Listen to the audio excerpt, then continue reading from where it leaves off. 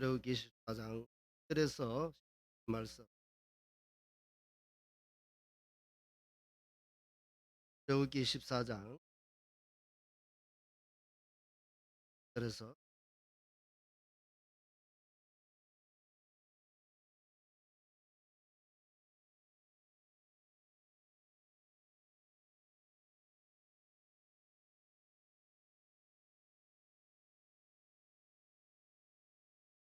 공독하겠습니다. 바로가 가까이 올 때에 이스라엘 자손이 눈을 들어 본즉 애굽 사람들이 자기들 뒤에 이른지라. 이스라엘 자손이 심히 두려워하여 여호와께 부르짖고 그들이 또 모세에게 이르되 애굽에 매장지가 없어서 당신이 우리를 이끌어내어 이 광야에서 죽게 하느냐? 어찌하여 당신이 우리를 애굽에서 이끌어내어 우리에게 이같이 하느냐? 우리가 애굽에서 당신에게 이런 말이 이것이 아니냐? 여기를 우리를 내버려 두라. 우리가 애굽 사람을 섬길 것이라 하지 아니하더냐? 그 사람을 섬기는 것이 광야에서 죽는 것보다 나았겠노라. 모세가 백성에게 이르되 너희는 두려워하지 말고 가만히 있어서 여호와께서 오늘 너희를 위하여 행하시는 구원을 보라. 너희가 오늘 본 애굽 사람을 영원히 다시 보지 아니하리라. 여호와께서 너희를 위하여 싸우시리니 너희는 가만히 있을지니라. 아멘. 오늘 이 자리에 나온 모든 성도 환영합니다. 주님의 말씀 들을 때에 승리의 역사 함으로 통해서 깨닫고 하나님의 풍성한 은혜로 많은 귀한 시간 되기를 원합니다. 오늘 제목의 말씀은 조용히 일하셨네요 라는 제목으로 들고, 유원지에 가면 소나 또 오리가 거늘게 되죠. 호수에 둥둥 떠서 다닌 것을 보게 됩니다. 그때 저는 백조를 이야기할 때에 과함의 대명사죠. 그래서 이 백조는 큰 덩치로 호수 위에 떠 있는 것, 굉장히 우아한 모습으로. 사실 백조가 정말 아무것도 안 하고 그렇게 우아하게 떠 있는 것 같겠습니다. 그렇지는 않죠. 물 위로 드러난 백조와 속에 보이지 않는 백조의 모습은 너무나 왜냐하면 백조는 그래서 끊임없이 자기 발로 움직여서 자기 가고자 하는 방향으로. 그러니 이 백조는 그 모습과는 다르게 물속에서는 밖으로는 조용하지만 물속에서는 끊임없이 쉼없이 움직이고, 바로 이와 같이 우리의 하나님도, 우리의 하나님의 그 일하심도 이와 같다는 것이. 하지만 우리는 잠들 때 하나님은 쉬고 계십니다. 오늘 이 메시지의 본문이 출애굽기, 그 중에서도 이스라엘 백성들이 지금 모세를 필두해서 방금 출애굽을 했는 상태입니다. 그들이 있는 곳에서 떠나서 홍해 바다 앞 히롯에 와 있습니다. 그런데 가만히 보면 출발하기 전부터 이스라엘 백성들이 홍해 바다의 그 앞에 이르기까지 그들이 직접 애굽의 군대와 또 애굽에 있는 바로와 싸웠느냐 하면은 그렇지 않더라는 것입니다. 한 번도 싸운 일이 없었던 것입니다. 무슨 말이겠습니까? 그렇습니다. 이스라엘 백성들을 위해서 그들의 눈에는 보이지 않았지만 그럼에도 불구하고 하나님은 이스라엘 백성들이 싸우지 않는 그동안에 하나님은 밤낮 없이 그들을 위해서 싸우고 계셨던 것입니다. 바로 이러한 하나님은 우리의 삶에도 이와 같이 임해 주셔서 우리는 편안히 있을 때에 또 때로는 잠을 잘 때도 여러 가지 상황이 있을 때도 우리 하나님은 우리를 대신해서 막아주시기도 하고 인도해 주시기도 하고 싸워 주셨던 것입니다. 잠깐 우리의 뒤를 한번 돌아보았으면 합니다. 우리의 뒤를 한번 돌아보면 괴로운 순간이 참으로 많았을 것입니다. 저도 사는 동안에 괴로운 일도 많았습니다. 마찬가지로 우리 성도님들도 뒤돌아보면 괴로운 일, 슬픔 많았겠습니다. 또 그뿐이겠습니까? 또 위기의 순간이 가정의 위기, 자녀와의 관계의 위기까지가 있지 않겠습니까? 또 그뿐만 아니라 괴로운 순간도 많았고 또 위기의 순간도 많았고 그뿐만 아니라 고비의 순간도 많았을 것입니다. 모두가 하나님이 우리 사랑하는 성도님들과 함께 그때그때마다 보호하시고 친히 원수와 싸우시고 길을 인도하시고 또 평안한 삶을 살아갈 수 있도록 하나님께서 보호하고 계셨다는 것입니다. 할렐루야. 정말 그런지 오늘 이 본문에서 이 이스라엘 백성들이 애굽에서부터 홍해 바다 그 앞에 이르기까지 출애굽의 과정을 한번 잠시 살펴보겠습니다. 이스라엘 백성들은 지금 애굽인들의 그 억압으로 인해서 큰 노역을 했습니다. 그들은 하루하루 매우 힘들어하며 지냈습니다. 그때 하나님은 그들의 신음소리와 또 그 이전에 약 400년 전에 아브라함과의 했던 그 언약으로 인해서 그 백성들을 돌아보기 시작했다. 그래서 하나는 하나님이 모세가 호렙산에 양을 치러 왔을 때 하나님은 그를 불러 세웁니다. 그리고는 이스라엘 백성들을 구출하고 인도하여 내서 하나님이 언약하신 세조상 아브라함에게 언약하신 그 땅으로 인도하라는 사명을 모세에게 주십니다. 그리고는 모세에게 엄청난 권능과 위엄과 기적을 행하도록 마치 하나님과 같은 권능을 행사하도록 그에게 부어주시죠. 모세는 그의 아론 형과 함께 하나님이 주신 권능을 가지고 애굽의 바로 왕을 직접 찾아가게 됩니다. 그리고는 한판을 시작하게 되죠. 그때 그는 그때 이 모세는 당당하게 이스라엘 백성들을 대신해서 이스라엘 백성들이 하나님께 제사할 수 있도록 보내달라고 당당하게 요구를 합니다. 바로에게 요구를 했지만 그러나 씨알도 먹히지. 하나님은 모세에게 바로를 만나기 전부터 말씀한 것이 있습니다. 무엇인가 하면 바로가 너가 말을 할 때마다 고분고분 내어주지 않을 것이다. 마지막 10가지 재앙을 당하고 나서야 그때야 비로소 이 백성들을 놓아줄 것이라 미리 주셨던 것이죠. 그리고는 이 말씀을 듣고 모세는 바로 앞에 가서 첫 번째 이적을 행합니다. 그런데 여기서 우리가 주목해야 될 것이 있습니다. 모세가 기적을 일으킨 그 10가지 재앙들, 이 모든 것들은 그들이 믿는 신들과 연결되어 있습니다. 다시 말해서 하나님은 애굽인들이 믿는 그 신들과 대항해서 그 신들이 아무것도 아님을 모세를 통해서 그들에게 보여주시고 있는 것이죠.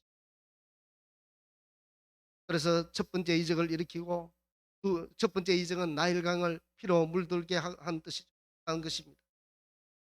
이 뜻은 나일강을 이 애굽인들로 생명줄로 여기는 존재.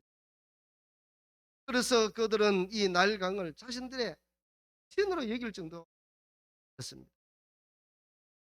하나님은 그 신을 상대로 나일강을 온통 피로 물들게 함으로써 그들의 신이 아무것도 아님을 가짜임을 말하고자 했던 것입니다. 바로 이렇게 하나님께서 모세를 통해서 했던 이 모든 것들이 사람의 눈에는 보이지 않지만 이 모든 것들이 영적 전쟁이었던 것입니다. 물론 하나님과 사단과의 싸움은 있을 수 없죠. 왜냐하면 이 마귀와 사단은 하나님이 만든 피조물에 불과하기 때문에 함의 상대가 되지 않습니다. 그런데 왜 이렇게 하나님이 싸우시는가? 바로 그 이유는 사단은 직접 하나님과 싸운 것이 아니라 이 사단은 사람을 자기의 종으로 두고 하나님의 백성들을 괴롭히고 하나님의 백성들이 무너지게 만들고 하나님의 백성들을 무너뜨리고서 자기의 종으로 만들기 때문에 하나님도 마찬가지로 사단의 종으로 살아가는 하나님의 백성들을 해오기 위해서 싸워야 했던 것입니다. 그래서 이것을 우리는 영적 전쟁이라고 부르죠. 이렇게 하여 하나님은 언약 백성인 이스라엘 백성들을 바로 왕의 손에서 구출하기 해내기 위해서 모세를 보내셨습니다. 모세는 하나님의 능력을 가지고 10가지 재앙을 애굽의 온 땅에 내리게 되죠. 드디어 두 번째 재앙을 보냅니다. 개구리 떼를 보내서 그들을 괴롭게 하고 또 세 번째는 네 번째는 파리떼, 다섯 번째는 가축의 악질을 걸리게 하고 여섯 번째는 사람의 몸에 독한 종기가 나게 하고 일곱 번째는 우박으로 모든 농작물을 썰어버리고 여덟 번째는 메뚜기를 보내서 우박으로 남았던 그 모든 남은 농작물을 다 제거해버리고 아홉 번째는 온 땅에 흑암이 덮여서 아무 일도 못하게 만들고 마지막 열 번째 재앙은 애굽인들의 장자와 짐승의 초태생까지도 몰살시키는 재앙을 내려서 그들을 응징합니다. 결국 그 일로 바로 왕은 어떻습니까? 손두발 나이를 이스라엘 백성들. 자, 여기서 한 가지 발견되는 것이 있습니다. 무엇인가 하면 바로 왕이 히브리인이라는 종을 놓아 보내지 않더라는 것이죠. 아직 붙들고 있습니다. 히브리인이라는 그들의 종을 그들이 사용하고 마음대로 사용하기 위해서 놓지 않더라는 것이죠. 수많은 어려움을 당해도 결코 놓지 않으려고 노력했던 이런 모습들을 보게 됩니다. 성경에는 죄를 범한 자마다 죄의 종이라고 말씀하고 있습니다. 사도행전 8장 34절에 그렇게 말씀하고 있죠. 이전에 우리가 주님을 만나기 전에는 우리가 그의 종이었겠습니다. 우리 모두는 마귀의 종이었습니다. 죄의 근본이 바로 그리고 또 죄의 왕이 있습니다. 사단입니다. 그러한 사단에게 우리가 잡혀서 종노릇하고 있었던 것입니다. 그러니 하나님이 지금 이 이스라엘 백성들을 모세를 통해서 바로에게 이스라엘 백성들을 놓아주기를 원했지만은 이 종을 놓아주지 않는 것처럼 사단의 종으로 매여 있던 우리들을 하나님께서 돌이켜 빼내오는데 얼마나 힘들겠습니까? 쉽게 마귀가 그것을 잘 놓아주지 않는다는 것이죠. 그렇지만은 하나님께서 끊임없이 일을 하시고 우리를 구원해 주시기 위해서 어떠니 노력해 주시고 우리에게 은혜 주셔서 우리를 주님의 몸된 교회로 다 불러주셨습니다. 그래서 이 교회를 에클레시아라고 어떤 무리에서 건져내서 끌어내었다. 사단의 종에서 끌어내었어. 그 끌어낸 사람들끼리 모이게 했는 그 공동체가 바로 에클레시아 교회라는 것입니다. 이렇게 우리를 하나님께서 특별하게 구분하시고 불러주시고 이 부르시는 과정까지 하는 우리도 모르는 사이에 하나님께서 일을 하고 계시더라는 것이죠. 이것을 지금 애굽의 바로와 비춰보면 똑같은 상황. 무슨 말인가 하면 지금 모세가 바로에게 종으로 있는 이 히브리인들을 놓아달라고 하니까 때로 놓아주지 않습니다. 당장 9번이나 곤욕을 치러도 놓아주지 않습니다. 그것도 모자란 마지막 장자들이 죽는 것을 그들의 눈으로 확인하고 나서야 비로소 두 손 두 발 들고 항복하고 이스라엘 백성들을 놓아보냈죠. 이 10번의 재앙으로 내렸다는 것은 만큼 쉽게 보내지 않았다는 증거가 여기 있습니다. 이처럼 사단도 자기의 종으로 있었던 우리들을 쉽게 보내지 않았다는 것이죠. 그런데 우리가 지금 하나님의 품으로 돌아왔어 이제는 죄의 종이 아니라 하나님의 종으로, 하나님의 천국 백성으로 살아가게 된 것이 결코 우연이 아니라는 것이, 모든 것이 하나님의 은혜였던 것이. 그리고 초기에 처음에 제가 예를 들었듯이 호수에 있는 이 백족, 눈으로 보기에는 우아한 자태를 하고 있지만 물밑에서는 끊임없이 발을 움직이고 있었듯이, 하나님은 우리를 사단의 종에서 빼내오기 위해서 소리 없이, 그러나 끊임없이 우리를 위해서 싸우고 계시다. 한 가지 물어보겠습니다.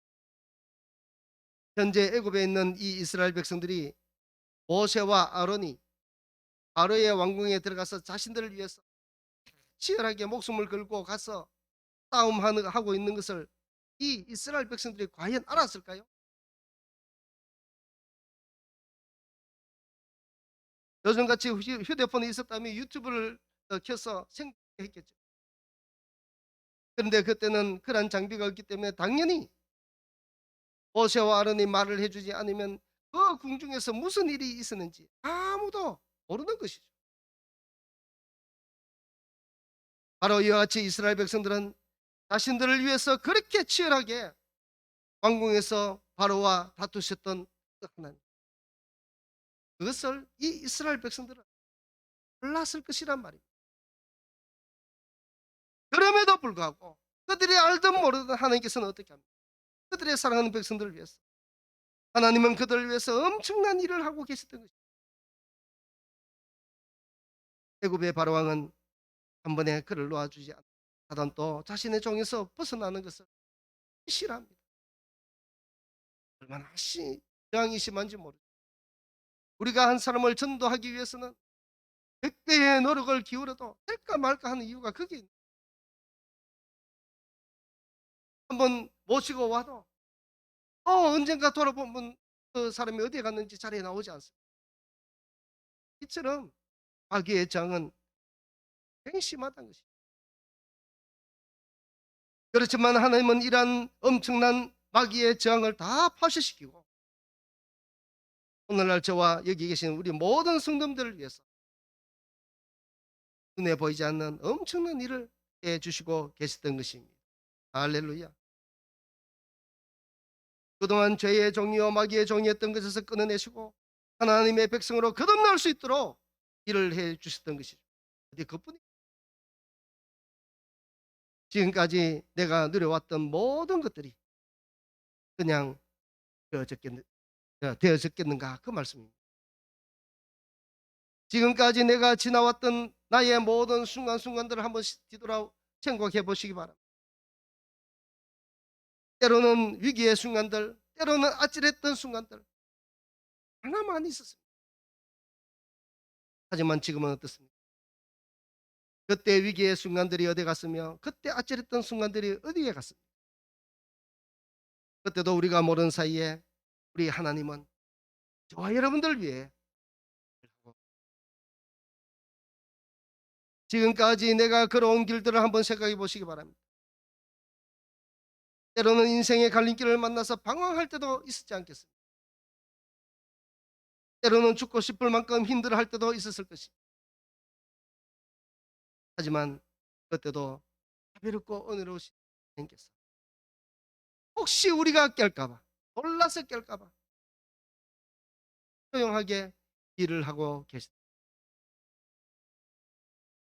그런데 우리는 지금까지 그리고 지나왔던 모든 시간들과 걸어왔던 모든 순간순간 너무 당연한 것으로 여기며 살아오지는 않았습니다. 그렇습니다. 하나님은 자기 백성들을, 즉 자기 자녀들을 보아와 같이 버려두시지 않는다고 요한복음 14장 18절에 말씀하고 있습니다.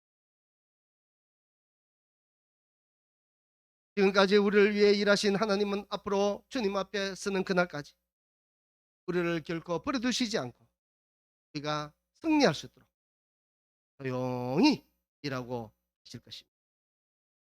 그리고 오늘 이 말씀과 같이 모세가 백성에게 이르되 너희는 두려워하지 말고 가만히 있어서 여호와께서 오늘 너희를 위하여 행하시는 구원을 보라. 너희가 오늘 본 애굽 사람을 영원히 다시 보지 아니하리라. 여호와께서 너희를 위하여 싸우시리니 너희는 가만히 있을지니. 우리는 가만히 있어도 우리 하나님께서는 일을 하고 계신다는 것이죠.